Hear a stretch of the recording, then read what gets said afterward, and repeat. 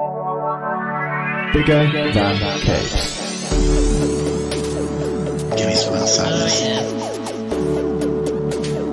Yeah, I was looking forward to it, and then I watched it.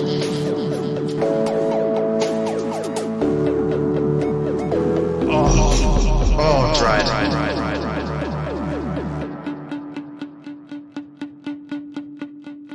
Hello, welcome to Bigger Than Capes. This is our July roundup, where we're rounding up some indie comics from July. I'm joined by Angela, Matt, and Will. Yep, we are just scraping in under that July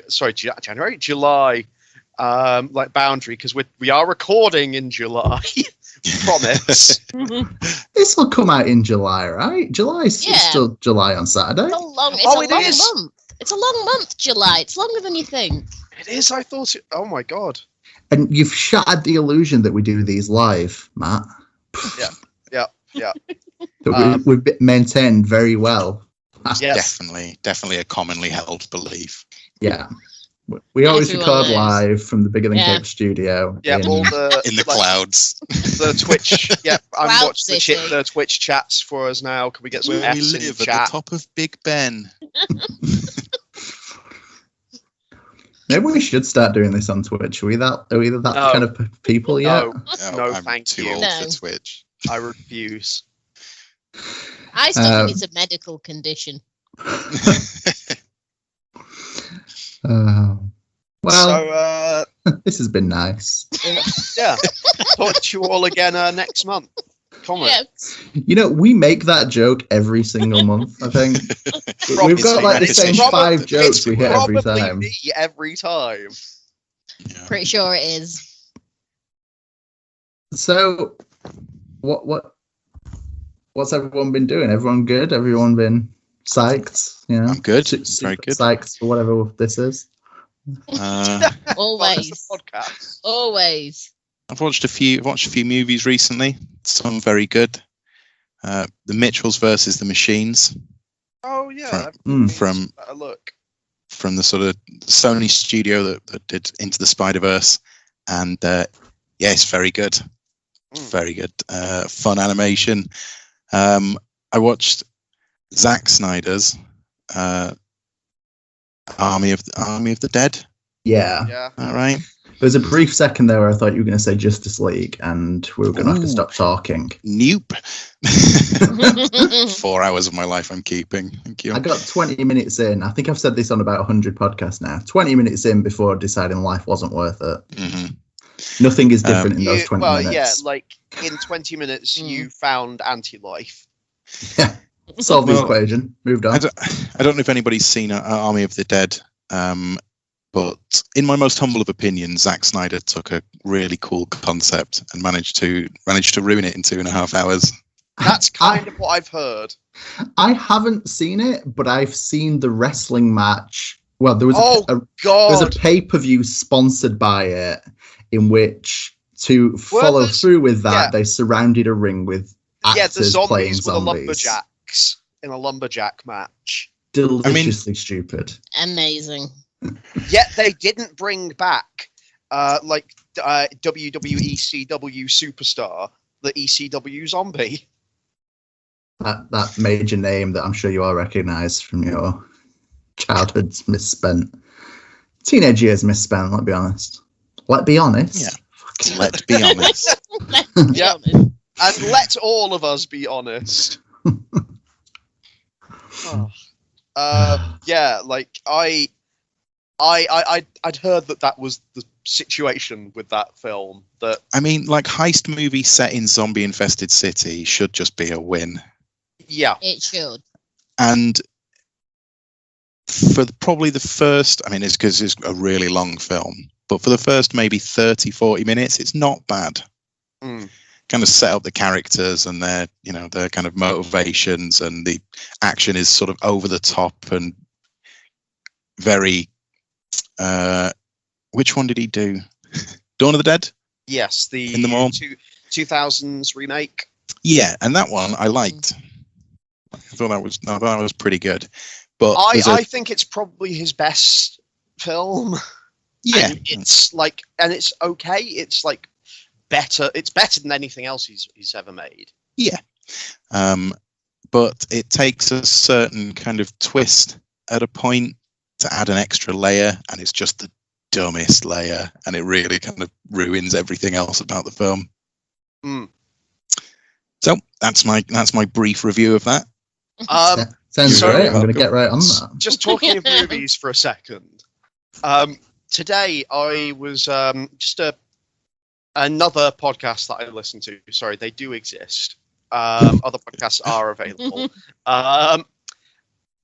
They were just doing a call out for their sort of like, it's a movie podcast, and like going like, hey, point us to some weird kind of like maybe bad like independent movies, generally made by like generally made by people with enough money and enough ego about all of this that we don't feel bad making fun of an independent movie. And I saw in the links on like one of the things on IMDb that someone had linked to a film called from 2017, Attack of the Adult Babies. But it's like written by or directed by like one of the people from Emmerdale, and has a ton of people from Emmerdale in it, and some from Coronation Street. But there's a great piece there's just a great piece in the trivia section, which is just the dumbest thing I've ever read. Like maybe not as good as the thing in the TMNT wiki last time, but trivia. Although it has been stated by at least one critic that the film is a satire of Tories (brackets conservatives), this is not entirely true. At no point are the allegiances of any of the politicians actually specified. One or two of them are serving ministers, and at least one is a judge, but the working class accents of some of the adult babies suggest that some of them may be Labour MPs or even from the Liberal Democrats. None are Scottish, Welsh, or Northern Irish. I don't know what's the definition of adult baby. I'm really struggling to picture what that is. I'm just picturing someone in a nappy. I mean, that's basically the image that they go with for it. But it's like it just makes me laugh that it's like, well, not all of them have received pronunciation, so they can't all be Tories. But yeah, that was just a thing that I discovered today. That sounds like the kind of note that's been added to the trivia in IMDb by someone who wanted to watch this film, but in themselves is a Tory and desperately needs to feel like they're not being made fun of. Yeah. I don't want to make any assumptions, but yeah, no, I think that's right. Anyone else been up to anything? I've not watched any movies, so I have nothing to contribute. I've watched a bunch of movies. Like I've been watching some like Sammo Hung,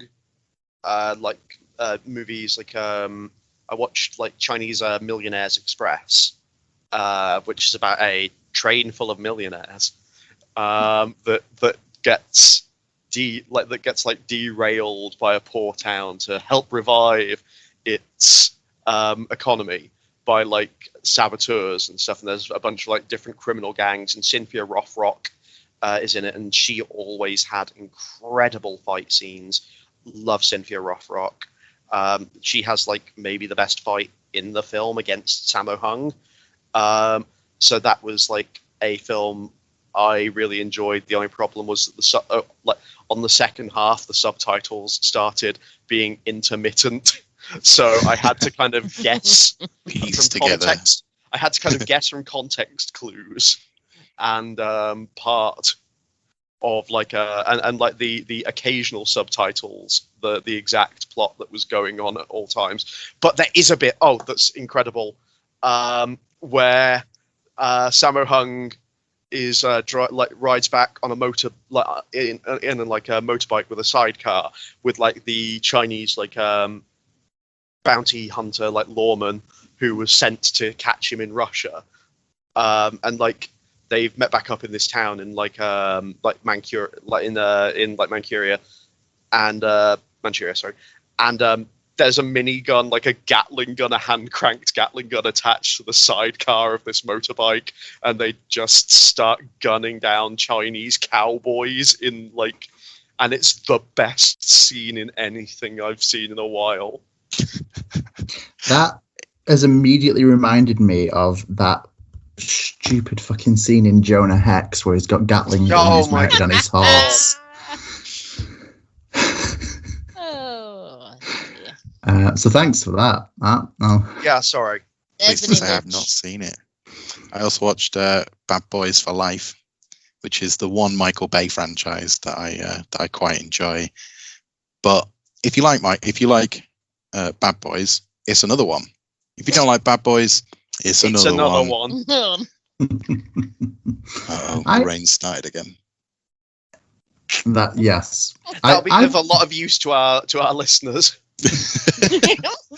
I think over the years I've come to kind of like enjoy Michael Bay's films in a kind of purely like, why the fuck not? I mean, kind of way. Yeah. I like The Rock. The Rock's good.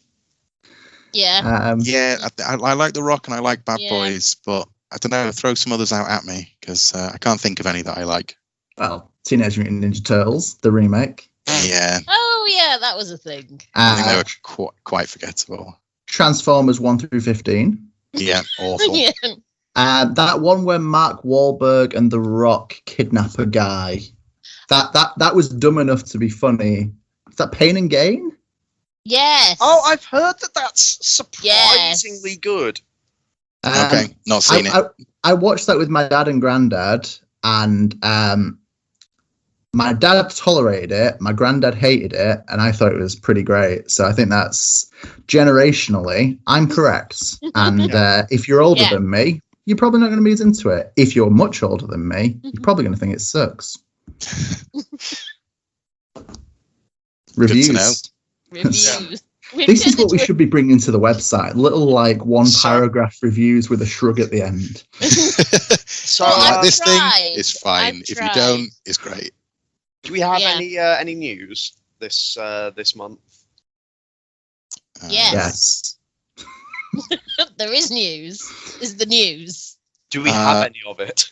Yes. Will looks like he's looking up something there. Will looks like he has a list. Looks like I'm drawing something from memory, Angela. Thank you very much.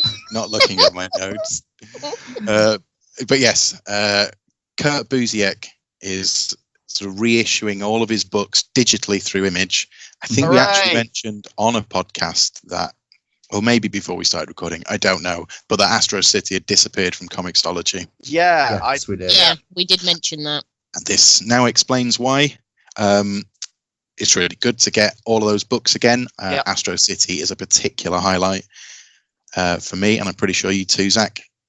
Yeah, what this has got me curious about is I don't own any like physical copies of Astro City other than the first one.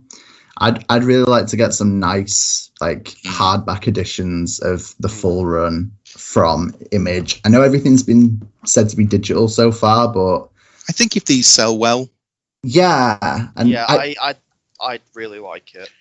Or I could see them kickstarting some like omnibus editions. And I can live with that in a way. Wow. Although that just reminds me of something Kurt Busiek. Oh, Kurt Busiek doesn't need extras. That's right. That was in the Kickstarter debate we talked about the other day. Is it more important for Kickstarter stretch goals or Kickstarters to pay more to creators? And Kurt doesn't want merchandise. Kurt doesn't want bookmarks. I want an Astro City bookmark, damn it. If you're going to Kickstart something, Kurt, hear me.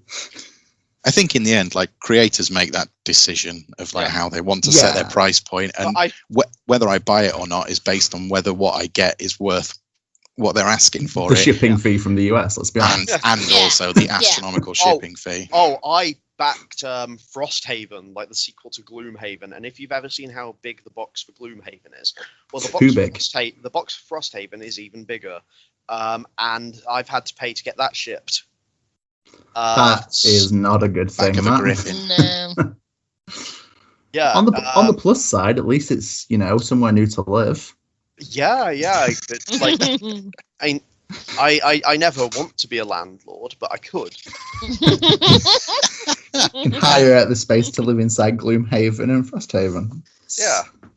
I bet you could, certainly in London, because, people literally have like little tiny rooms with a bed in that you can't even get into, and that's like £250,000. Yeah, you get that nice bathroom / kitchen setup. That's the one, yeah. Busiek, really good to have his stuff like more easily available. Yes. I like Uzak, would love a really good some really good hardbacks, like a omnibus sort of style things. Does it ever bug anyone else slightly when they call it an omnibus and it's multiple volumes? Like, because it's not what the word means. And I know that's me just being the biggest pedant in the world. You want it like the Emmerdale omnibus, where you just get, the entirety in one program. Yeah. No, it shouldn't is a misuse of the word. It shouldn't bother me. It is literally the most pedantic thing. It is fairly immaterial. Yeah. I just hope that this is a prelude to Kurt Busiek making new stuff. Yes. And hopefully making more Autumn Lands, which I liked a lot. Could happen any year now. Just stopped any decade. Autumn Lands was cool. This does seem to suggest, though, that, obviously the long-standing deal, everything's been distributed by, Vertigo for, God, I don't know, 20 years. So does that mean that, well, maybe not 20 years, because he's bounced between all the publishers with Astro City. Does this mean that, is this a leftover thing from Vertigo ceasing to exist, and then maybe possibly DC not wanting to continue the license? And let's be honest, Black Label Astro City doesn't exactly.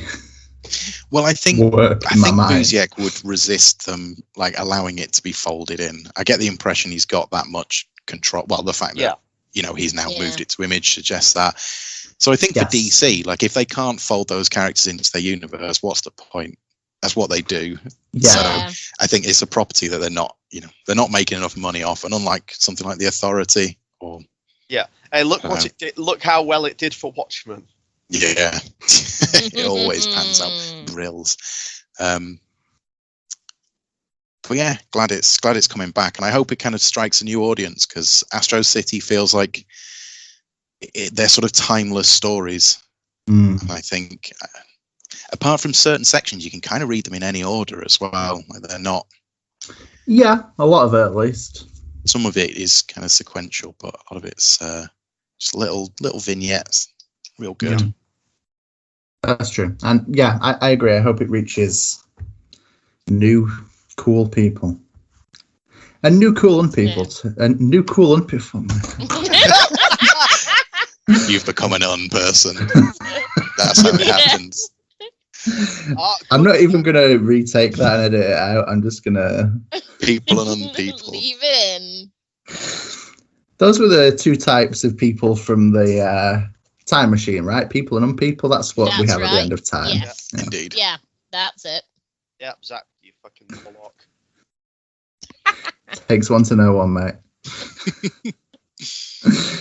Morlocks. A quick secondary bit of news, if we've got time for it. Yeah. Is why the hell not? Scott Snyder's Octo deal. I've decided to christen it with Netflix. God damn.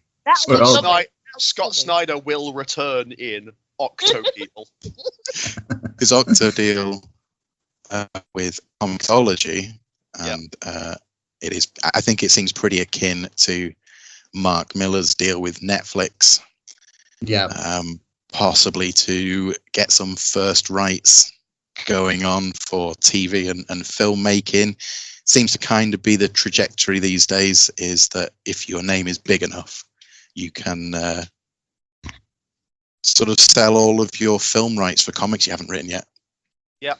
Yeah. Seems like a always been my dream. idea. Pay me first and then I'll write the book. Yeah. Yeah, I mean, that was always... I mean, to be fair, that's been a Mark Miller thing for a very long time now. Is like just like writing a film that as much feels like it could just be writing a comic that feels like it's basically just proof of concept to get a movie made or something. So like, yeah, I mean, and Scott Snyder seems like, you know, is a really good writer. So yeah, if it means that we get more things from Scott Snyder, then brilliant. Yeah, I guess it's not intrinsically a bad thing. Yeah, no.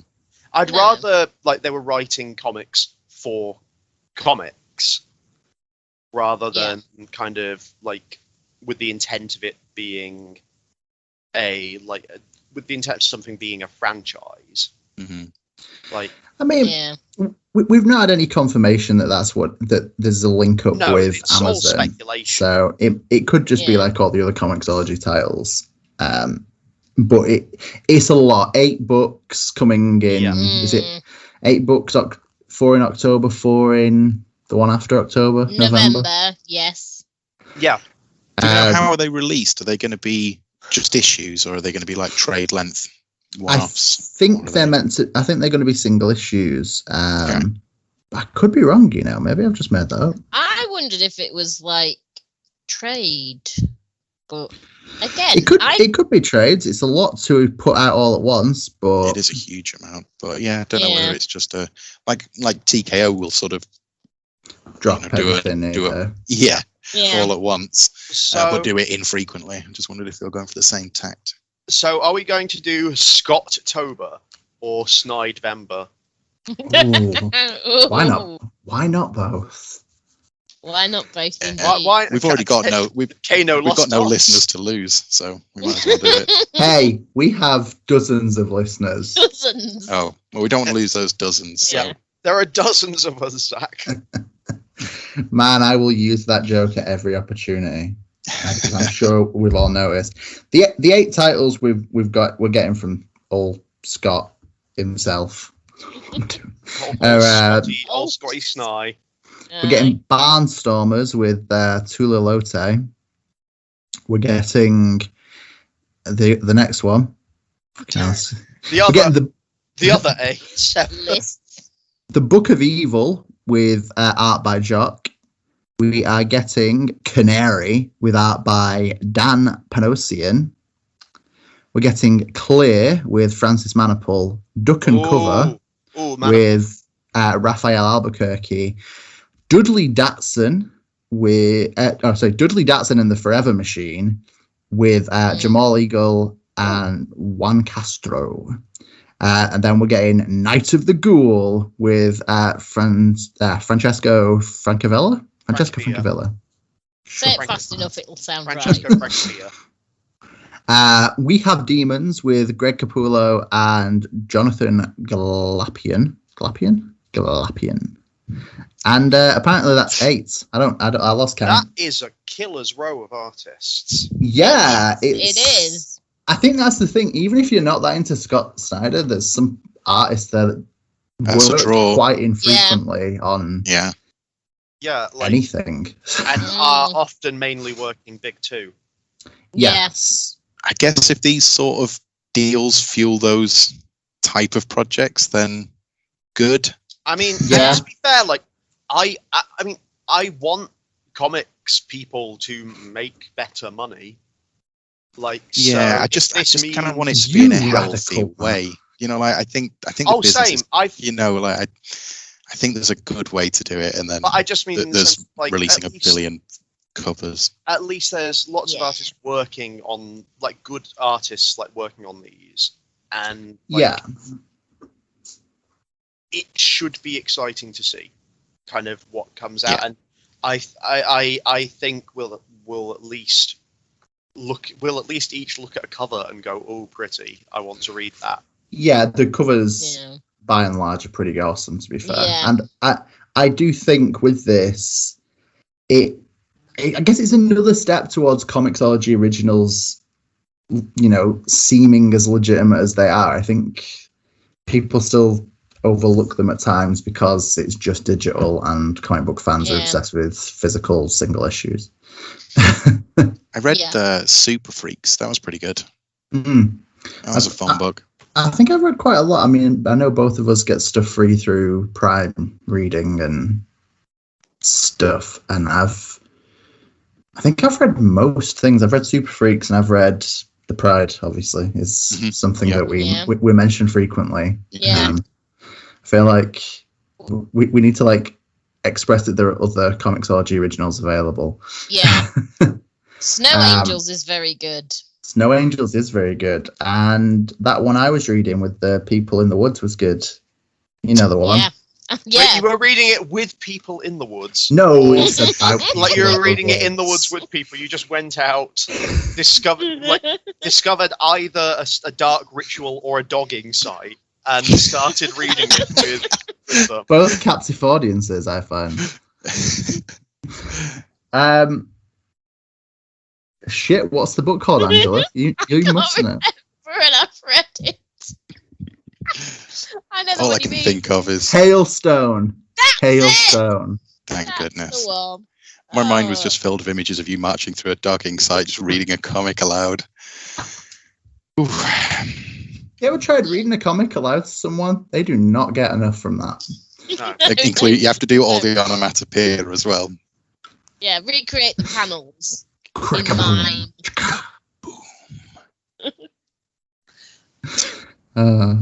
With that, shall we move on to comics? Yes. Indeed, we shall. It looks like I'm first. So the comic that is my duty to announce is Orcs in Space. Yeah. It's written... Right, it's got a long list of creators, so bear with. It's written by Justin Roiland, Michael Tanner, Rashad Geith, and Abed Geith. The art and lettering is by Francois Vigneault, I'm going for. Colours by DJ Chavez and Dave Pender. It's published by Oni Press. So what do you guys think of Orcs in Space?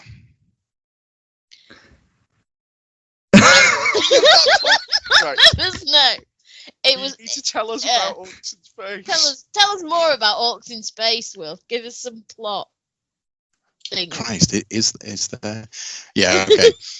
So Orcs in Space is about a Starbleep vessel as a thin facade for Starfleet lands on a planet inhabited completely by orcs of the mythical sense who accidentally hijack the ship and go on a bender through space, being chased by both their own people and Starbleep and a wicked assassin. Yeah, bounty hunter. Yeah. Yeah. I quite enjoyed this. I like the three orcs are like Gore, who has cool hair and an axe and just wants to fight things. Like Mungtar, who is real big, likes flowers. And Kravis, who's just the best one. True. Like Kravis, who's just tiny and friend. And the thoughtful one. Yeah. Yeah. Out of curiosity, does anyone else find themselves relating to Lieutenant Rando, or have I spent too much time working in admin? Yeah. He's all our spirit animals. Not being listened to. Yeah. It is the admin experience boiled down. It is. I've got kind of mixed feelings about this book. Yeah. I think some of it, it's the humor really. Like some of it really lands for me, and then some of it just really doesn't. Yeah. Like I found it kind of hit and miss, but like I think I enjoyed more than I didn't. So I kind of, with a comedy book that's kind of like as broad as this, like that. I think that's kind of what you've got to. That's kind of about as good as you could probably do.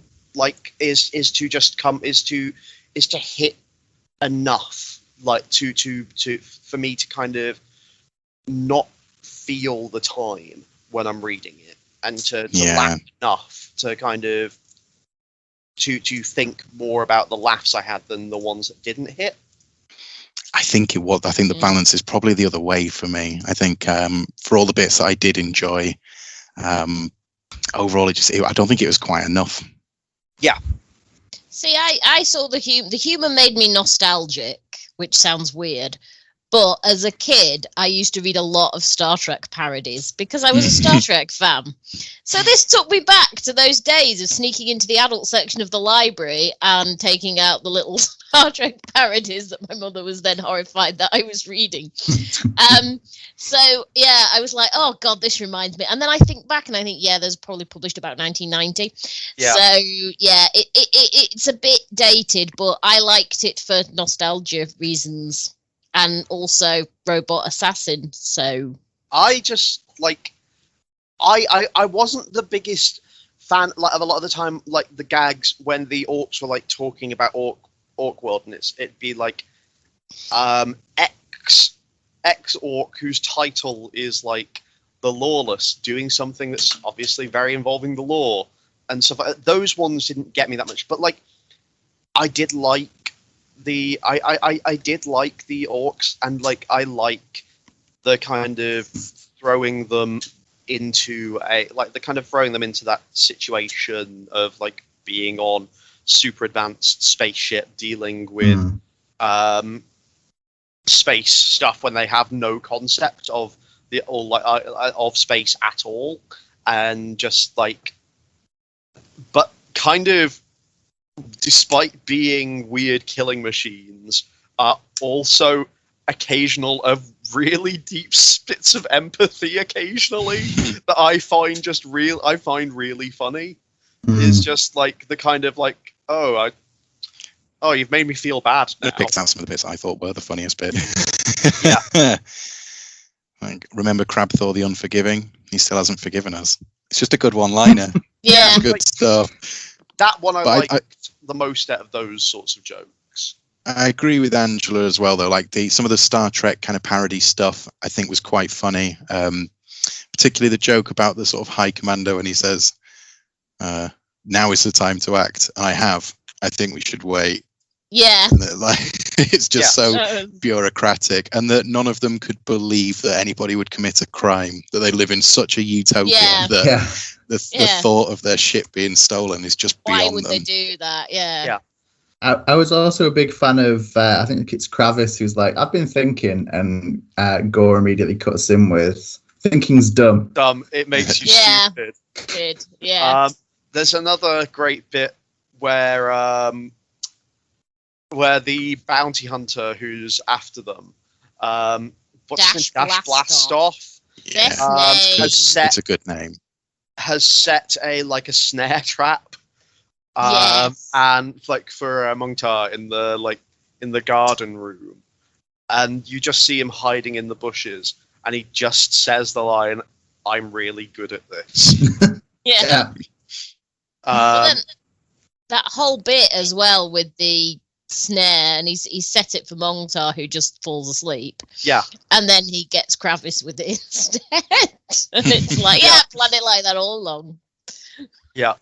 And just, like the kind of like just Homer falling down the Springfield Gorge in the on like the stretcher sort of level of just panels of him being whacked over and over again by each side of the tree, snapping back and forth. I think maybe that's it. Like it's good humor, but it's just good humor that I've seen, and I wonder if that's why it didn't quite. Yeah, there's nothing new. As you describe it, and I look back through it, I kind of think of it a bit more favourably, but I just think it's your enthusiasm. It's just like, and again, I'm picking out. I'm just talking about bits I enjoyed as much as anything. But like, I like a lot of the look. Like, I like a lot of the look of the orcs as well. Like, I think they have like mostly very simple but really fun designs. And like they're really like immediately evocative of like who the characters are, especially when you put the three of them together. Like you can basically like tell just about everything about them by just looking at them, and that's great. That's true. Also, like they have kind of even though I hate like Garbage Pail Kids and stuff, they have a very Garbage Pail Kids. Yeah. I really liked. There's the one scene where they're in the bar, and Gore's being talked to by the two like goo people. Yes. And then just cuts one of them in half with an axe. With the I can't think what it is. Is it just like Who Wants Some Mayhem? Are you ready for some mayhem? I really liked that whole sequence. Yeah. But I don't know if it was just because it was so different than a lot of what had come beforehand. I think it breaks it up nicely. Yeah, and again, like it was just one of these bits that made me really like the book, which was just about like just him then like having to reckon with the fact he was just like actually an asshole. Yeah, they just wanted to ask about your hair. Yeah, they were complimenting your hair. They really appreciate your cool hair, and him just having to be like, well, it's rude to point. Like, because he can't, like, he has to make a reason that he did what he did. It's great. Positively, like, I do think the art, like the general design, is pretty cool, particularly for Dash Blast stuff. Okay, that's a cool look. I am going to state a slight theory here about Dash Blastoff's design. Okay. So, like, I know that, like, he's meant to look like a sort of, like, the armor and stuff design is meant to make him look like Insectoid. And stuff like, he's got, like, the kind of, like, compound eye-looking thing. He's got, like, the head shape and stuff, and he's got, like, the four arms. However, he also has a giant pacifier, and he has the two tiny arms at the center, which are not seemingly as robotic. I think he might be an adult baby.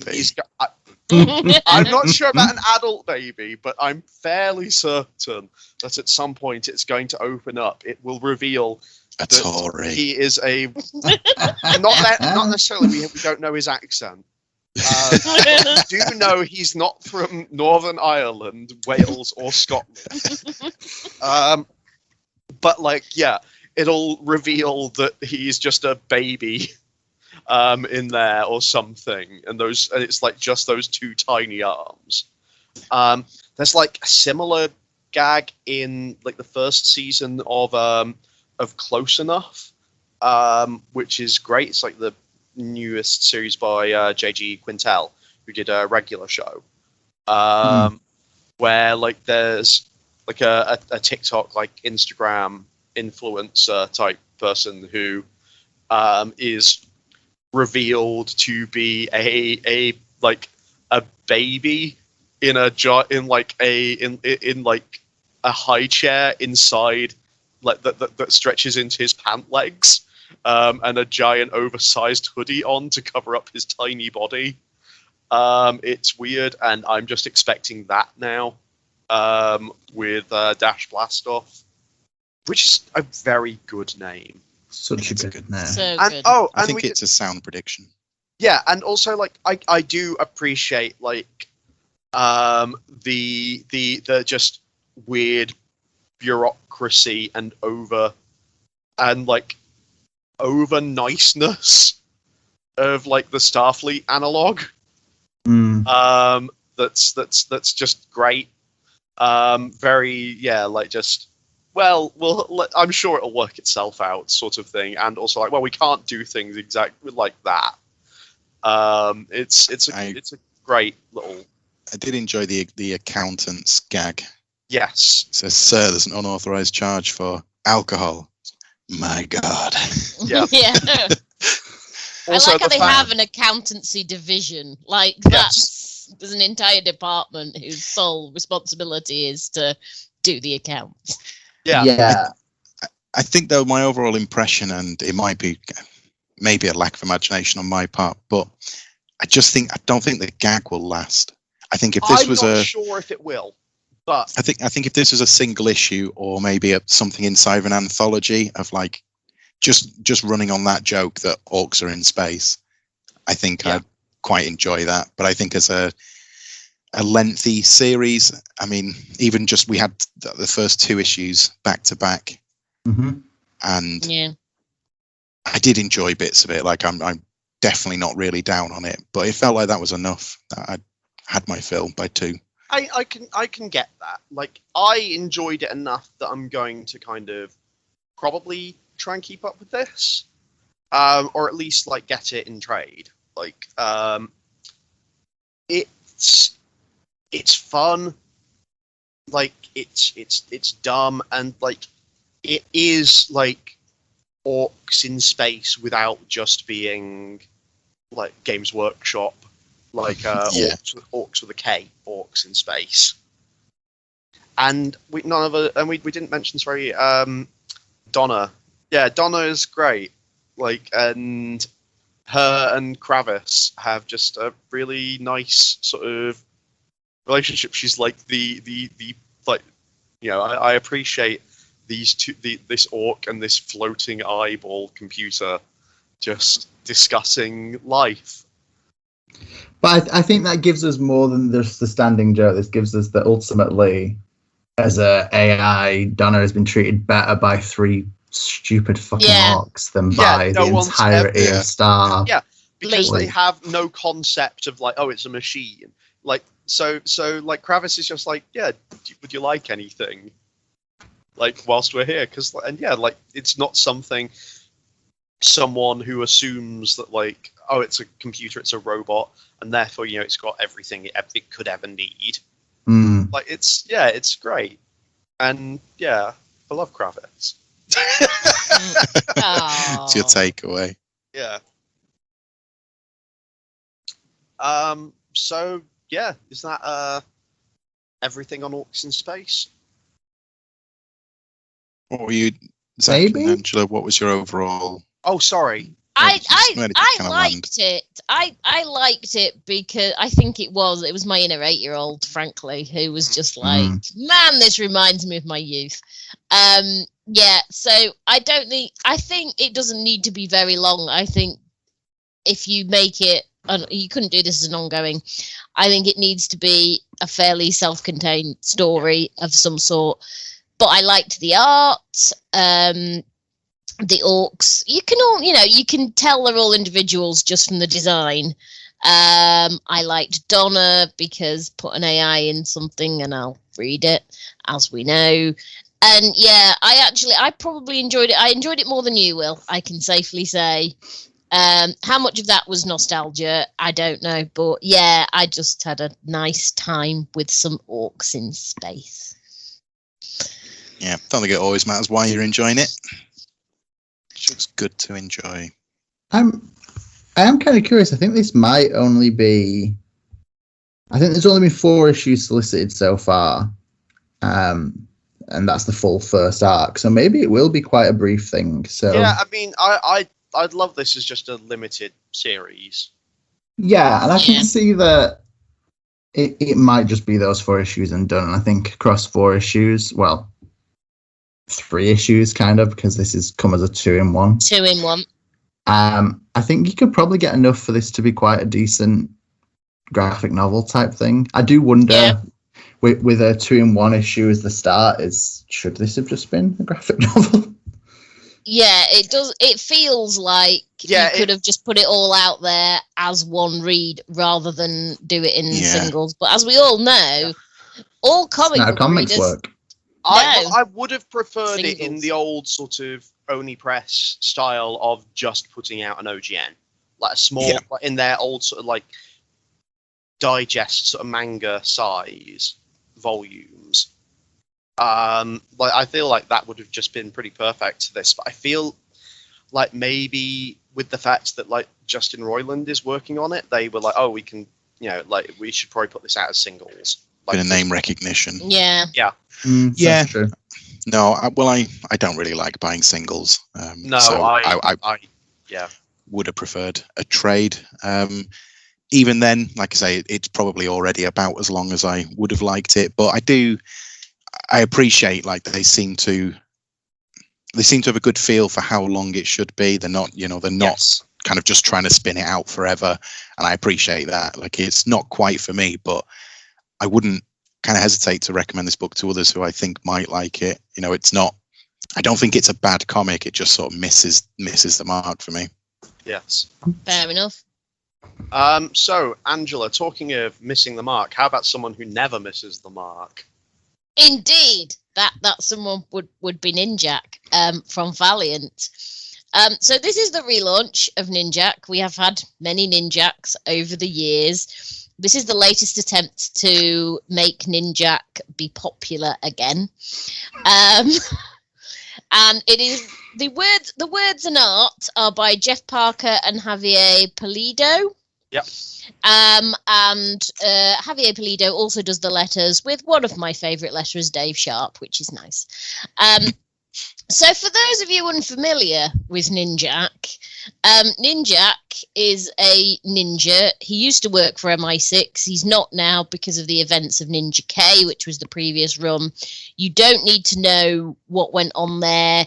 You get enough background in here to know that he's split with MI6, which has made Neville very sad. And he's out there. His real name is Colin King. He is out there. He is doing sort of assassination jobs for money, but on the side, he's doing his own version of vigilante personal justice, which is where we find him. He is being shadowed by one of the Songbird Field agents, who is Minor Bird. Minor Bird. Minor Bird. And while she's observing him rescuing a journalist, which is a very on-the-nose Jamal, current event, very much, which I actually appreciated because it's very rare that Valiant will actually go there. So well done for that. So while he's doing that, Neville, who was Colin's handler in MI6 and basically the only friend he's had, is meeting with Mr. Darby in a bar. They end up drugged, and the names of various undercover agents get leaked. If you've seen Skyfall, it's a bit like that, but with absinthe. And it all gets leaked. So these guys get knocked off. Ninjak rescues Minor, and then they have to run away. So yeah, it's a very different take on Ninjak in terms of you've got sort of modern politics working their way in there, which is I actually approve of because it's taking a chance, Valiant. Well done. And the art is completely unlike any of the other Valiant books at all. It is completely different. It's completely new. It's really, really good. And I just love the fact that they went somewhere different with it, because Valiant have not been taking many risks. They've not been making many books, let's be honest. And they flung this out there with an interesting story. There's little bits of Colin's background scattered in there, so if you're a new reader, you can probably pick stuff up. But just the whole art is just so good. The colouring is great. Even just the panels, the bit in the bar with Neville and Mr. Darby, just the way those panels are laid out is just really, really good. It's just a really, really good book, and it's really nice to actually say that Valiant are back on form with Ninjak. If you would like to know more about my thoughts, check out biggerthancapes.com, where there's a full review with pretty pictures. Good salesmanship. Thank you.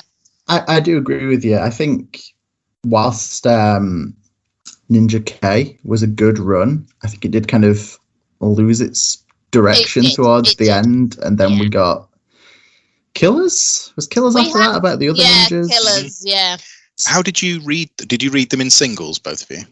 Of course. Yes. Look at who you're talking to. Who are we, Will? Who are we? Because I read all of Ninja K in trades, and I just think it works better in those broader chunks, getting more story in, because it does it's that the plot sort of splays out at the end, and I can imagine going week to week or month to month, like not a lot happens individually, but if you sit down and read it all in half an hour or whatever, It fits together much more. But about this book, I completely agree, Angela. I think it's a really brave book for Valiant because it is so different, and not even different to Valiant, but just really different to either of the big two. You know, there's an argument to say that Valiant have sort of been trying to copy their mold. Oh yeah. With varying levels of success, and I'm not as up to date with Valiant as you are, but you know, it's not sounded very promising. But Ninjak, yeah, but Ninjak probably is my favorite character. I think he's slowly become my favorite character because I tend to enjoy his books more. And this is perhaps the best of them so far. Like, I'm really taken aback with how cool the stylized art is. Yeah. As you say, the coloring is really simple and flat, but incredibly effective. Yeah, like the coloring is some of the like is like maybe the best part of this book. Like the whole book is great, but like I love how like just the kind of there's this bit where like Neville's having his like mind read, and the colors in that sequence are just like again really simple, but so like stark. Like they have the sort of psychedelia, like the fact that like the lettering behind it is in like this weird yellow, like greeny yellow, and they're just stark green against a blue background. It's and like this the just simple colors. Like there's rarely more than like three or four colors in a panel. There's no shading, like it's very 2D, but yeah, it's great, absolutely gorgeous. Like, yeah, I like Javier Pulido, like anyway. Like, you know, I think I probably like the first time I like knowingly read some of his stuff was I think in Immortal Iron Fist, because he does an issue or two. And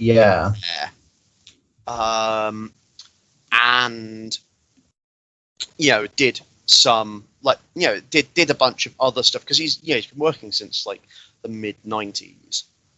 The thing that always sticks with me was it She-Hulk that he did like a full-ish run off with Charles Soule. Yes, yeah. Yes. I feel like he did all of that. Maybe it wasn't all, but he did at least most of enough. Yeah. I'd forgotten about Iron Fist. Iron Fist was good. Yeah, real good. Mm.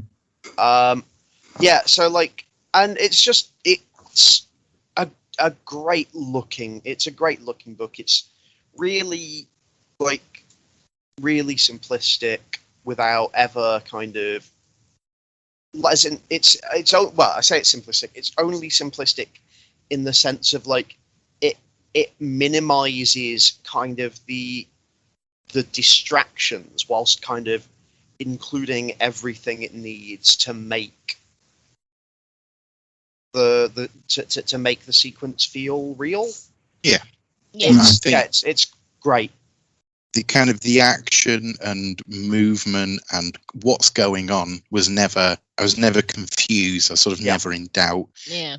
But as you say, like it stylizes things. There's a part where some gunmen come upon Miner, and Ninjak lobs one of their hands off, and instead of seeing like a sword going through a wrist, it's just kind of a shot of the top of their heads and his hand flying over it. And it's and everything you need to know. I like when a comic allows you to fill in the page, the panel gutters. Like you can fill that in with your mind. Yeah, and it's great because like when the blood is like flowing from the hand, it's just like it's like a single connective string as well. Like it's all I kind of like literally until the kind of last couple of pages where actual like superhero stuff comes up. Like with the after the train derailment, I was like, oh, this has kind of like a Queen and Country feel. in some ways. Like, so yeah, I was just thinking like, oh, like this is this could be a really good approach to Ninjak.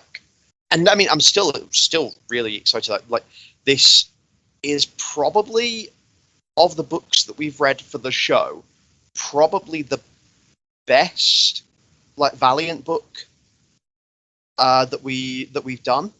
I think it's certainly the most unique and interesting, like from an art perspective, for sure. Yeah, I think some of it is just like riding that high of the of the art being so good. Like, because it is like a sort of, it's like not a unique story, like in the sense of like an agent's like an outside agency gets like a knock list. Or something like gets like all of the undercover like active field agents and stuff and like starts wiping them out. That's about as common a sort of opening to like spy fiction as you can get, but it very rarely looks this good. Mm-hmm. It's even a story arc that we've kind of seen in Valiant before, when we got the Harbinger. Yeah. Oh yeah. Psyops list, like being leaked from Harada. Oh, I love Harada. Yeah. Much missed. Yeah. But yeah, like I'm interested to see kind of where they go with this, like, Ninjak, just like Ninjak coming in from the cold. Mm-hmm. And stuff like it's a really amazing first issue, and like very my exciting. overall hope is, like, let's be frank, I'm going to wait for the trade. It's who I am. Yes, but my hope is that it does well, because I think Valiant should be rewarded for taking a risk, and I want them to do a bit more of it, and getting in sort of cool, unique artists to do cool, unique books is cool and unique. Well said. Thank you. One thing that did stick with me is, whilst this looks so different and feels very different than everything else Valiant, they have put out a press release within the last about 7 days to talk about how we're heading towards a big Valiant event where everything's going to cross over and we're really going to see that shared universe again. And looking at this compared to Shadow Man or Savage or Exo does make me think, but how? I'd like a bit more time. Yeah, this doesn't look like the kind of book that's going to be crossing over with Bloodshot, which really, I think reading this and knowing about that announcement in the back of my head is like, I don't see this version of Ninjak. But I think that, like, we don't know enough yet about this version of Ninjak for sure. Like, we know how, like, the problem is a lot of the feel of this book so far is the art, and like that won't be replicated. That's true. Like, because this isn't necessarily. It's not flipping his character majorly. No. It's not. It's not sort of crossover, big like summer crossover art. I quite liked it when Valiant did their sort of smaller crossovers, and the idea of a full universe crossover tended to be more hinted at than ever really shown. So in things like the Book of Death, you kind of get a vision of the future where they all come together, and they've built like their universe. The And they've expanded upon the universe quite a lot now, and I think it becomes a bit unwieldy. So I'd be cool with a few crossovers of sort of books that are in the kind of the same ballpark. More delinquents. We just need more delinquents. This is everything will be okay. Yes. Agreed. Right? More delinquents. More of this Ninjak. Yeah. Good. Any other thoughts, anyone? No, I think that's everything. Yeah, I think we've pretty much covered everything. Yeah. What astonishing times we're living in. Speaking of astonishing times.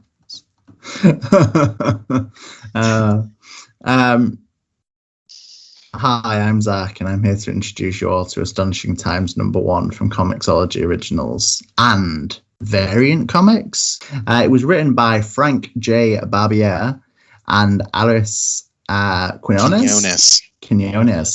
Aris Quinones. We've got art by Mr. Coleman. Any takers on the first name? Ruari Coleman. Colours by Lauren Affey. Letters by Taylor Esposito. And designed by Tyler Dodd. No, fuck me. Oh. And designed by Dylan Todd, who I've just created a new name for. Designed by Dylan Todd. What is Astonishing Times, I hear you ask? What is Astonishing Times? What is Astonishing Times? Sorry, I'm late. Astonishing Times is set in a world where we have superheroes, but we're kind of ungrateful and don't really, care, I guess. 15 years ago, there was a cataclysm, which I assume the heroes saved us from. And then we kind of take them for granted ever since. The main thread of this is that Noah Sands is a reporter, and he writes a column about Astonishing Times and about superheroes and about why superheroes are a good thing and why we need them more than ever. A column he took over from his father, Jorge Sands, who seemingly died in said cataclysm in 1999. That's kind of the bulk of the story here, other than the fact that under threat of losing his column because nobody cares, Noah will be picked up by a mysterious man in a trench coat, giving the advice that a superhero has been murdered to death. And that's what you're getting from me. Thoughts, feelings, emotions. Can I just say, I understand how Noah feels when no one reads his column. That's all I'm saying. Once again, if you don't want to read Angela's column, that's biggerthancapes.com. Come and not. Yeah. But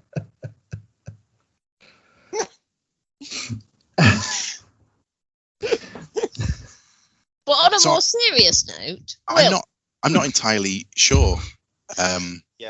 If I'm honest, I'm not. I think there's quite a bit to like about it, and I just don't think there's enough of a story yet for me to really decide whether it's kind of worth pursuing. And bits of it are a bit derivative. It's got a big Watchman. Yeah, our lead character appears to be Peter Parker. There's a cataclysm that happened a while ago, which we seem to have quite frequently in comics these days. Like, I think Black Hammer began the trend as the originator. Yeah. But with crossover and others, other cataclysms are available. Catalyst Prime. Come on, it's right there, guys. Come on. Yeah.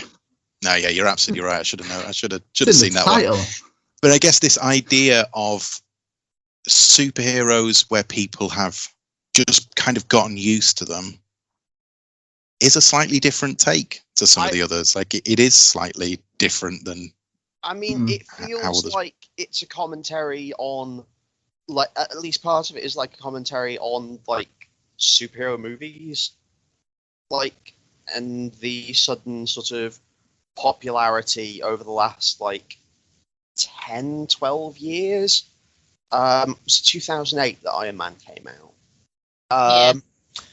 And like there's a few bits of dialogue in there where it's talking about like how you can't walk down the street without like seeing, like without being confronted in some way by like superheroes and stuff like that, but like they're just so commonplace anymore that no one thinks about them.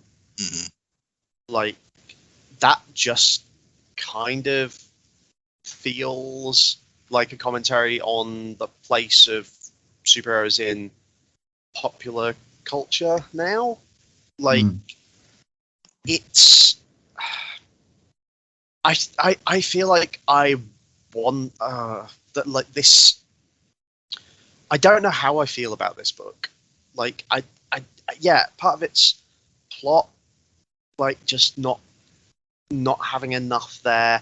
Like, I mean, obviously, like you know from the start that that Gold Rush, like the superhero who is whose death is seemingly like the catalyst of this comic, isn't dead. You see like them setting up like the body double, to do it and stuff. Like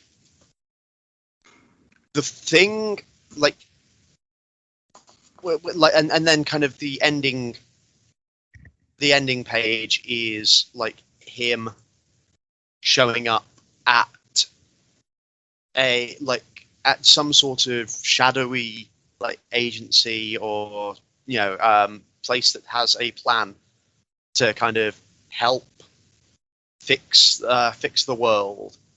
Like either like he's being like mind controlled by this person who clearly has mind control powers, or like it's this like to talk about Watchmen a little more, like Ozymandias thing of like, well, to really save the world requires like sacrifice and kind of thing of like, I can't save, like being a superhero has only saved the world in so much as doing these small things ever since whatever the cataclysm was, like like to actually save the world like requires something different that it feels like that sort of thing is the idea that it's going to happen. There's going to be some sort of conspiracy in this regard that our like journalist main character is going to uncover.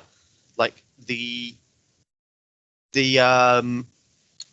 sort of there's this kind of Rorschach seeming figure. Like so far he reads very sort of Rorschach-y. Kokin, who has samurai swords and fights people, I guess. Like he like is he does have one cool thing, which is the butt of one of his katana has a taser in it that he fires at one point. I liked that. It's always cool. That made me go, oh, that's cool. But yeah, I just I didn't get anything particular. I didn't come away from this with strong feelings. I can get that. I think what made me interested in this the most is one, alternate superhero universe is kind of our shtick. And the fact that the kind of press release they put out for this was about making it a love letter to the superhero genre, and then talking about The Dark Knight Returns, Watchmen, All-Star Superman, the death of Gwen Stacy's influences, but then saying that they were looking to do something different with the genre and looking into what it is that superheroes represent. Yes. Hope. But I think what made me curious is when you line up The Dark Knight Returns, Watchmen, All-Star Superman, and the death of Gwen Stacy, I immediately tune out and don't want to hear any more words from you. It's like listing comics so old that I just don't think they're relevant anymore. So I'm kind of interested to see a different spin on that. But for me, I don't think there's a different spin right now. This just feels... You're telling me the same setup as whilst Watchmen was, hey, there's superheroes and they suck. This is, hey, there's superheroes and we don't care. So it just... My hope is that, like, maybe, like, each issue will kind of have a different feel to it in the sense of, like, the thing is, like, I'm interested to see if it actually subverts the subversion. Like, that like Watchmen and the others are like or were like the subversion of the traditional idea of like the superhero and superhero comics, and actually is does manage to come away from it in a way that's positive and talks about actually talks about hope in a way that's maybe more convincing than this article that we get segments of. Yeah. It just doesn't feel very original. It just doesn't feel original enough. Like there is the possibility of originality, and yet you've not really gone anywhere with it. It does feel like a few kind of cobbled together ideas. I feel like I say this a lot, but it feels like it hasn't benefited from being a single issue.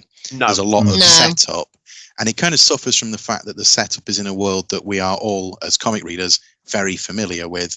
So unlike a book, like a sci-fi book set in a different planet or what have you, or with orcs, full of orcs, the world building on its own can be interesting because it's a new world, but just setting the pieces in place in this is fairly mundane because we get it. But I don't know, there's something still about it that that makes me want to see where it goes. I mean, as Matt said, there's a conspiracy in there, but it doesn't really tell you what. Oh yeah, you don't expect that yet, really, with a first issue. But yeah, and it sort of has a kind of drive to it. Is that this journalist needs a big story, and there's this superhero murder bait and switch, perhaps. It's kind of got a lot of the pieces, but as a standalone issue, yeah, I think it fails to really hook any of them. I think the art is mostly good. Yeah. I don't like his children. Harper looks like she's 40, but just really small. I was very confused by that child. I think that's I think quite a few comic artists fall a bit short of children, don't they? But everything else, I think, looks pretty good. It's hard not to compare it to the other things we've read, and comparing it to Ninjak, like, it's not blowing me away. But I think it's really like competent. There's no mess in the action. Like, you can see what's going on. Yeah. That's true. The hints at kind of superhero character design look quite cool. Yeah. So yeah, I don't know. There's plenty there, but it just doesn't quite coalesce as a single thing. And I think, as you said, Angela, there is quite a lot just borrowed and kind of. Yeah, it's like we've taken all these superhero tropes and we've put them in a blender, but we've not actually made anything new. It still tastes the same. Yeah, and using that's fine. Like, Black Hammer does it to the point that the characters are tropes, so you don't really need to learn who they are. You can get on with the story. So sometimes those tropes can be used very effectively. Yeah, it's not just so sure here. No, it's not a bad book, but it just doesn't feel like it is excelling in what it's trying to do.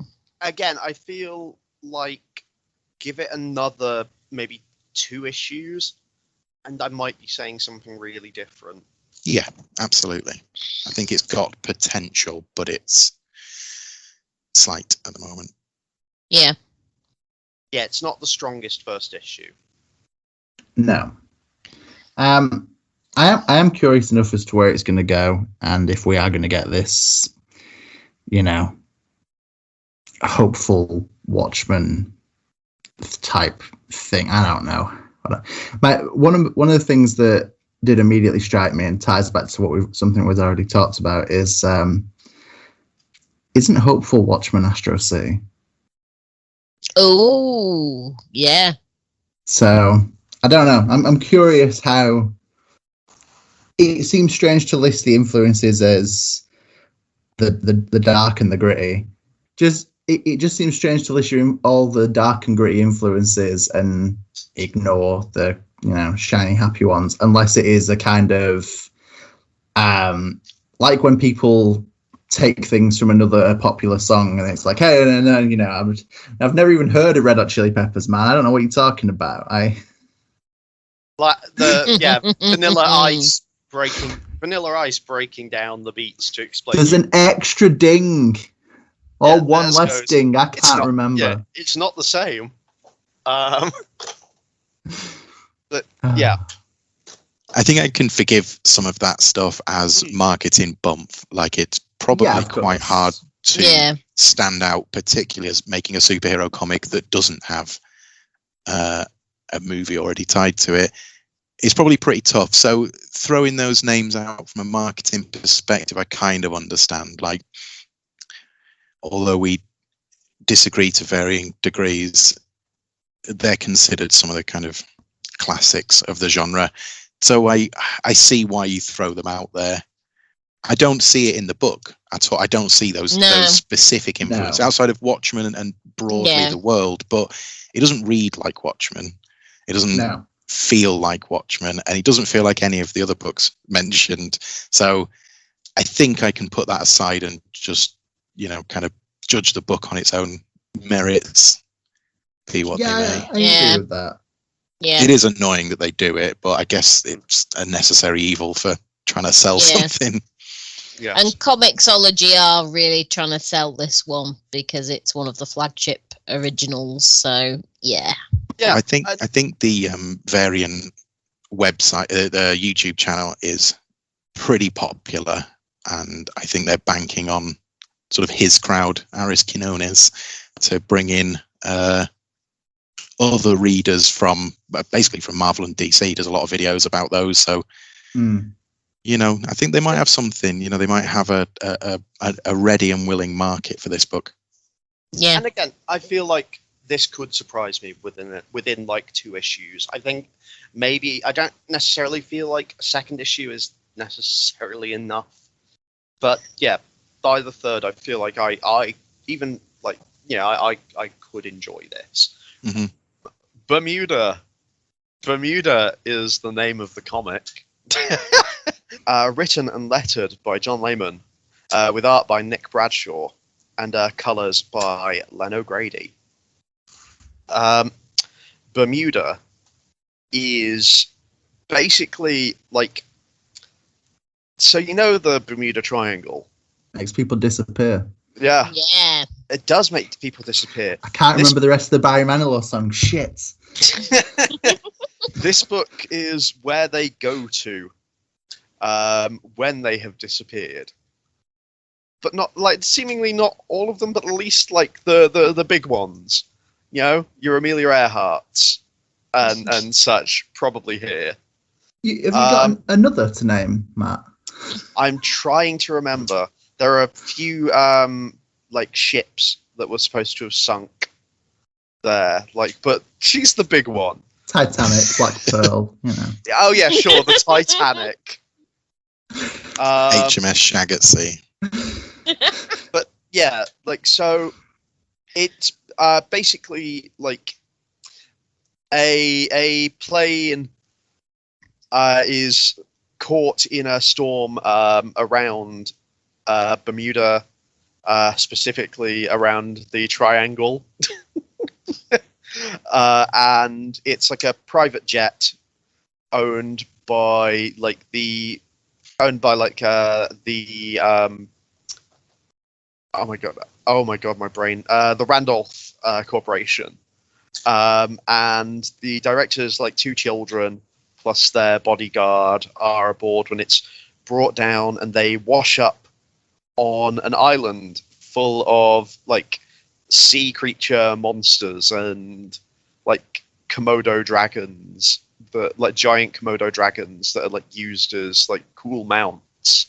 And fortunately, one of our main characters so far, Bobby, is rescued by the island's the first inhabitant of the island that we meet, Bermuda, who has lived all her life on here seemingly, and knows the island, knows how to survive, and helps him escape the mer people who are there to capture slaves and take Bobby's sister as a slave to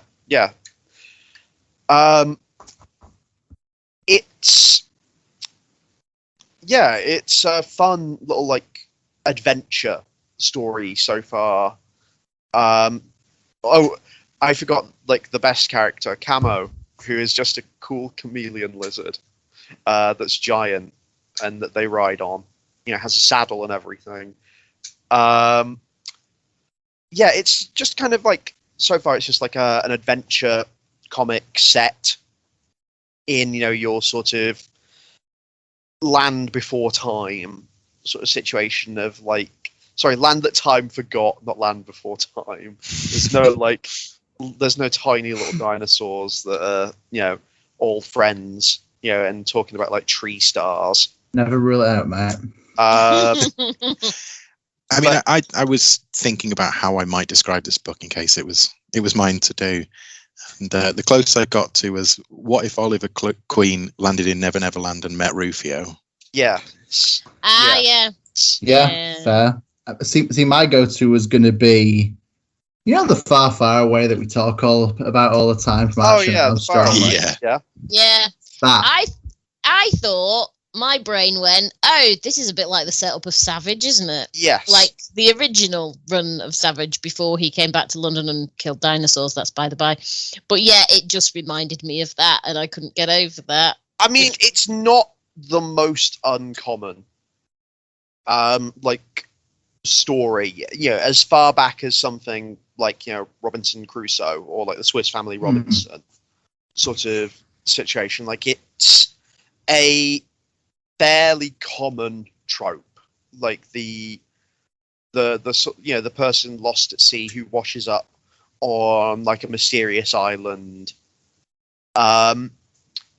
It's just like these days, some of it is like, I mean, the twist with Savage is that it also, you know, is kind of the universe that it also takes place in, and like, you know, that it's not a world that is already presumed to be mundane, like with Savage, like that's, you know, like, yeah, because, you know, the like superheroes and such exist already in a book like Savage, whereas this is like, you know, from a, you know, this is a seemingly mundane world as far as we know, with the supernatural or like non sort of, yeah, with the fantastical seemingly just existing here. I quite enjoyed this. It is, like I say, like fairly cliche, but it's a fun telling of it so far. Like, I'm quite looking forward to seeing where it goes. Like, it's got, you know, like a whole, like, the whole kind of like back home, the military is, you know, already knows about this phenomenon and is trying to exploit it.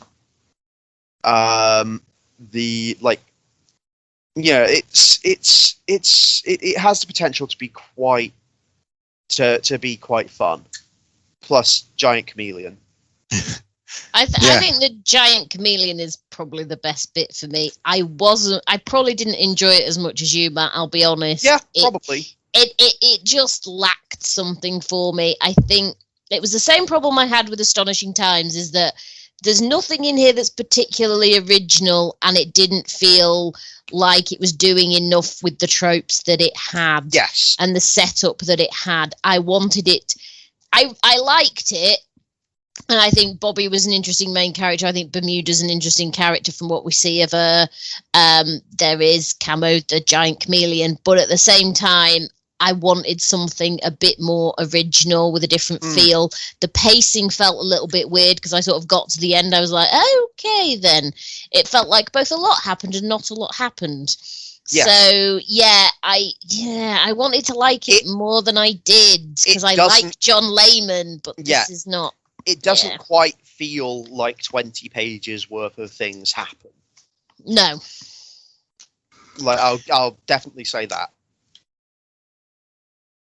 I can agree with some of your criticisms there, Angela, but actually, I quite enjoyed this. I think the art is nice. I think it's really colourful, and I think in certain moments, like the forest is incredibly detailed. There's a point when they're riding camo into where Bermuda lives, we presume.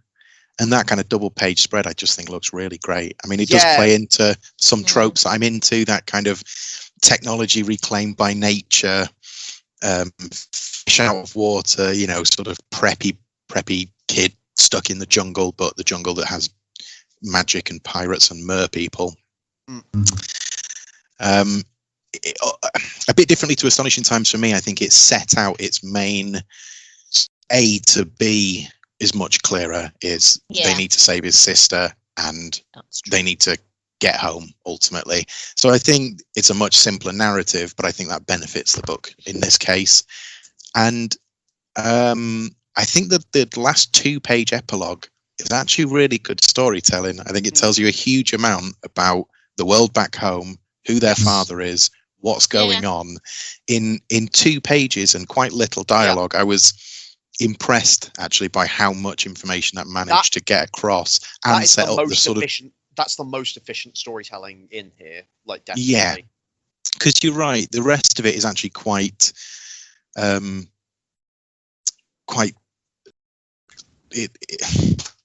don't know what the word is, man. Like decompressed is a good word. It's a great word. So it's quite decompressed, and not a lot happens. Most of it is just running away from mer people for most of the pages of the book. But actually, I really, really like the art, particularly in those sections, because I just think the forest in every bit, like I've complained in the past of just sort of coloured backgrounds and little detail to indicate sort of where people are. And I thought this did the exact opposite. The art is good. Yeah, I agree with you. It's not very original, but I just enjoyed the experience in this one. I think more so than Astonishing Times. Yeah. So this is an art point that maybe only Angela will get, and I don't know why, but I just think like you're maybe the only other person here who's read any cross-gen. Go on. Doesn't Bermuda, in just everything about her design, especially on the cover, look like a character who could have been in like a cross-gen book, like like Scion or Sigil or like Meridian or something. She did look familiar, and now you have elaborated as to why she looks familiar. She looks like such a cross-gen character, and I love it. That cover gave me big cross-gen vibes. And I was very happy. Lost on me. I don't know what that is. And Zach, I think, has only ever really heard me talk about cross-gen at him at various points. What did you think of this book, Zach?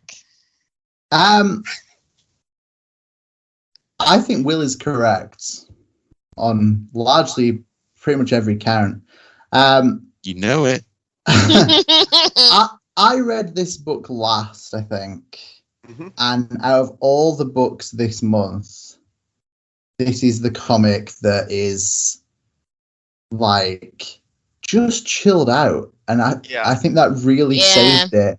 I think Orcs in Space felt like it was just packed with stuff all the time. I think Astonishing Times has given itself like a really high bar of what it thinks it's going to do, but doesn't do. And I think Ninjak, whilst is a really good issue and a really good departure from other kinds of Ninjak, I stand by it. Unfortunately, I think it's kind of come at a time where I don't really care enough about that. So the fact that this was just chilled out and like good old adventure, and kind of felt like, was it Jonna and the Impossible something? Unpossible monsters. Unpossible. This kind of felt like run people. That's right. This felt like John Layman's attempt at that, and also anytime John Layman does lettering. And it just reminds me of Chew, and that just makes me happy in a general sense. Also, the last page is, I think Will's right, and it does do quite a lot of good setup. But also the absolutely final page where it's like Bermuda explaining the map of the island. Islands. Oh yeah. There's triangle. So many triangle. things I want to know. Yeah. Yes, triangle. Yeah. That's important. The triangle. I guess they do seem to make an important point of pointing that out at the very beginning of the book in the intro, and I wonder whether it is going to have any point. I almost feel like it will, but probably a much stupider point than. Yes. Oh yeah, we're all. Like. I do love though that it features Pirate Town, a Viking village, like Spider Forest, Mount Calamity, Megalodon Cove. I love that little map. It feels like it should be a maze that you're trying to solve whilst you're waiting for your like kiddies meal. Absolutely, when you're like 6 or 7. At a Chuck E. Cheese, we don't really have those. No. Charles Entertainment Cheese. I'm not sure. What's our equivalent of like a Chuck E. Cheese? Is it like the Wacky Warehouse? Yeah. Okay. Clearly, 2 of us think it's Wacky Warehouse. Yeah, Charlie Chalks. I'll go with Charlie Chalks. I remember Charlie Chalks. Kind of a thing of the past, aren't they now? Yeah. Just a pub with a ball pit. Yeah. Yeah, pretty much. I think if you bring that back though for adults and just make the whole pub the ball pit. There's like adult soft play stuff everywhere. You're forgetting my ideas are 5 minutes too late. You're forgetting the biggest detractor though: vomit in the ball pit. Oh God. Yeah. You can't have adults, alcohol, and ball pit. Hello, band name. Vomit in the ball pit. I think Vomit in the Ball Pit sounds like you have to be like a ska punk band. But I was going to say, did you see them on the list for the Manchester Punk Festival? I think we've got nearly a year. I think there's plenty of time for us to all collectively form Vomit in the Ball Pit and get booked for the punk festival. Vomit in the Ball Pit. Who's with me? Sounds like there was a Fred Armisen, bit where he's like where he's at a wedding and it's like giving his like speech and stuff, and he's talking about his old band. I know. Fist fight in the parking lot. Yeah. It's a good sketch. Good name. I don't know what the point is anymore, but no, but I think I'm ready to give my monthly list. Oh yeah, me too. Well, if you're ready, Will, go first, please. I think actually, as we've going into this, I wasn't quite as sure, and as we've discussed them, it's really cemented it in my mind. 4th place is Orcs in Space. Oh wow! I think for other people, I think it will be a really fun book, but it's missing it for me. 3rd place is Astonishing Times. I don't think it did quite enough as a first issue, but for some reason, I will find out what happens next and then judge it on that. As where Orcs in Space, I feel like I've sort of had enough. 2nd place is Bermuda. I think I agree, like with Zach's point of view there, that it's just good old fashioned, like pulpy sci-fi adventure. I think that's going to be a fun and easy read. But number 1, it's got to be Ninjak this week. I think the art is top. As I say, don't read as much Valiant as you guys, so I've not been burnt out in the same way. And was kind of ready for this update of the character.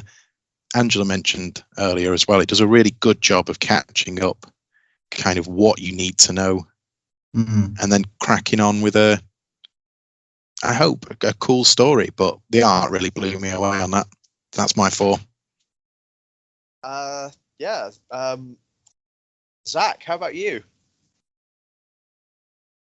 Sure, okay.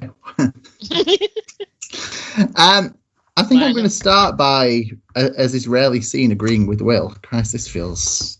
Oh, we're in a weird Will. Especially because I'm going to disagree with Will.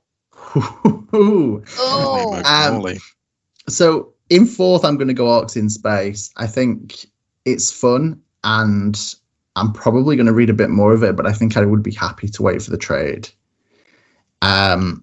3, I'm going to go Astonishing Times. I just think it's not given me enough of a hook. And whilst it's clearly got quite grand intentions, I don't know if we've seen those intentions much. Maybe issue 2 will really nail it, and we'll get like, a thing. Also, don't put a superhero on the cover that doesn't appear in that issue. Yeah. It's a thing they do. I don't think that's a bad thing necessarily. It's not a bad thing, but it made me feel like Infinite mattered. At the moment, I think that Infinite. Unfinite. I don't think Infinite is gonna matter. I think he's just gonna be a name drop and a t-shirt. No, I think he will. I think him, it's and just as a legacy, based on the tropes that they have borrowed, I'll say kindly at this point, or homaged is even kinder still. My prediction is that both Infinite and Noah's dad will be somewhere else and will have been living in some other dimension, and will both come back and be important. Maybe because or maybe they're the same person. I don't think that. Oh, that'd be nice. But I'm not sure. But I don't think they look anything alike. But then again, Clark Kent and Superman don't look anything alike either. That's true. Yeah. Wow. So yeah, we'll see where that goes. Maybe we will. Variant did talk about on the YouTube channel. I can't remember the man's name. Aris did tell us all the powers of all the heroes. So I feel like they must appear at some point. Because can you imagine planning out a full character, like what their powers are, what their weaknesses are, and then going, "We're not going to include them." But how cool would this be? That's world building. That's like subconscious world building. So they don't appear, but they're there. Do the Jonathan Hickman version where you create the character, design the character, but then just print a document that tells you this. Yes. I kind of applaud the bait and switch. Sell it on superheroes, then just don't include any. Yeah. Just zero. No superheroes going forward.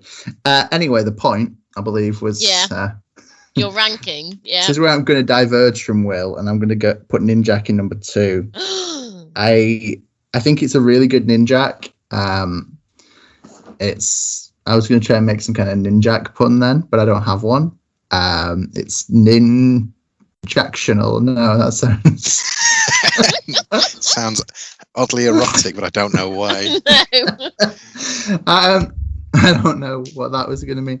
It's a good issue. I think the art is really good throughout and really different for Valiant. I think it breaks away from that kind of house style we see, and the design work and paneling is really good, especially with just really good. It's a good issue. I'm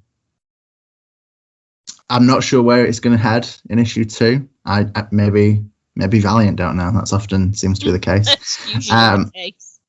But I think it's going to be a fun, weird ride. And then in number 1, I think Bermuda. I think I'm a big John Layman guy. I don't think there's many of us, but literally dozens. I'm with you, buddy. I'm with you.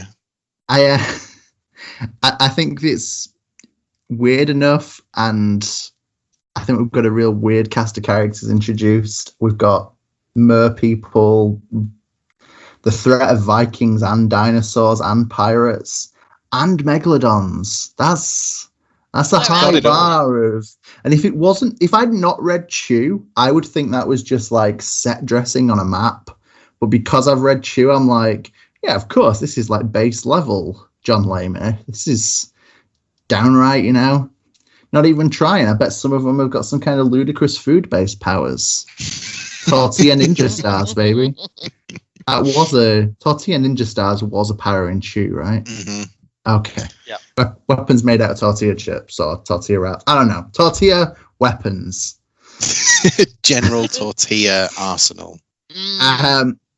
So yeah, Bermuda is number 1. And not just because of the chameleon steed, things. Is steed the right word? Yeah. Mount. Yeah. Noble Steed is steed. also- A noble chameleon steed.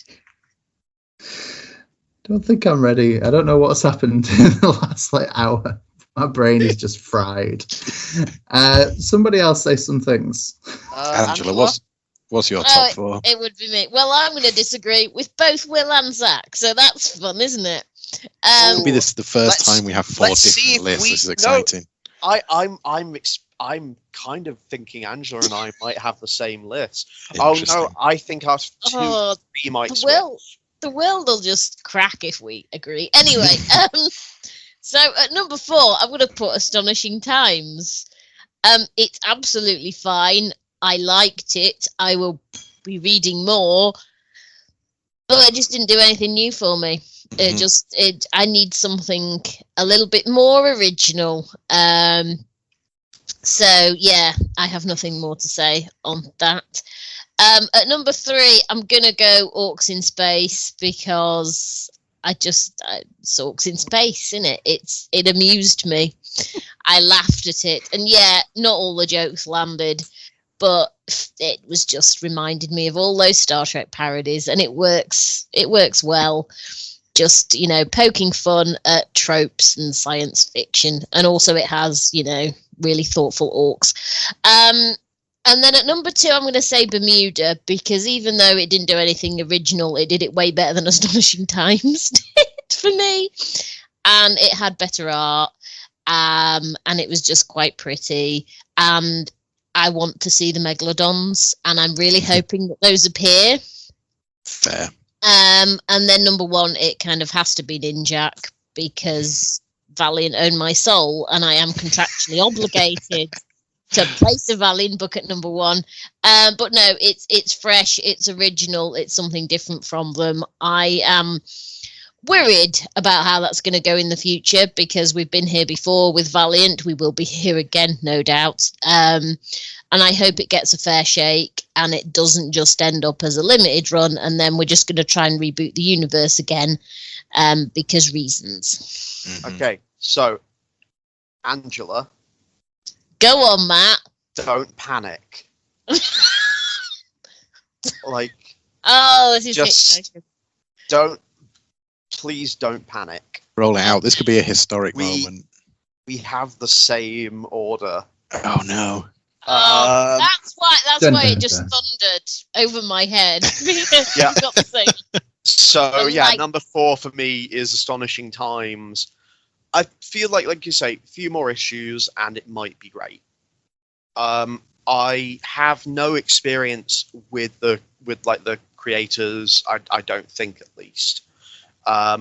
So I don't know what to expect. I don't know if this is this. You guys seem to know a little bit more about them.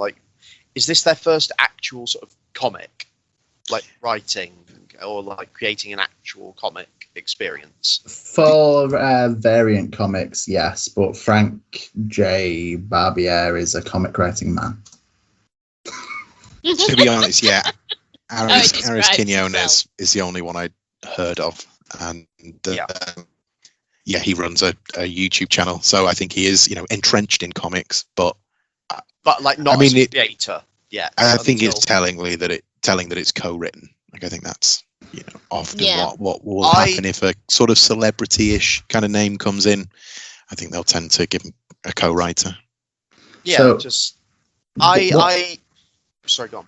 What I'm hearing is that if we keep this up, at some point, ComiXology Originals are going to come knocking. At some point, we can write a generic superhero comic too.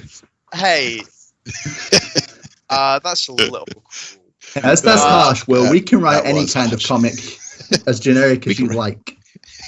But yeah, no, I didn't really know the creators really for this, so I don't know kind of what to expect really. But I feel like you say, a few more issues and it could genuinely be really good. I think they just need a bit of time to show what the actual kind of twist on this will be, and for me to get an actual feel for the book, and for the characters and stuff. Then it's Orcs in Space. I